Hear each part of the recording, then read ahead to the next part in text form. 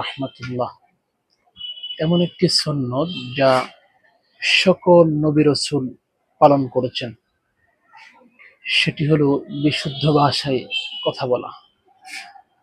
আজ আমরা সেই সুন্নত থেকে অনেক দূরে সরে গিয়েছি। সাধারণ মানুষ তো বটেই, এমনকি শিক্ষিত সমাজও। সূরাতুশ শুআরা এর ১৯৫ নম্বর আয়াতের অংশ বিশেষ আল্লাহ বলেন, বিলিসানিন আরাবিয়্যিম মুবিন। এই আয়াতের তাফসীর করতে গিয়ে ইবনে কাসির রাহিমাহুল্লাহ বলেছেন, ওয়া কানা মিন আফসাহিল আরাব লিসানান ওয়া আ'যাবুহুম কালামান।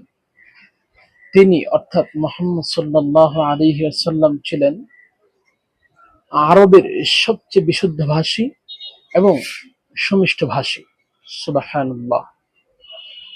অন্যদিকে সহিহ বুখারী হাদিসের কিতাব, এই কিতাবের বর্ণনায় এসেছে, عن أبي هريرة رضي الله عنه أن رسول الله صلى الله عليه وسلم قال بعثت بجوامع الكلم।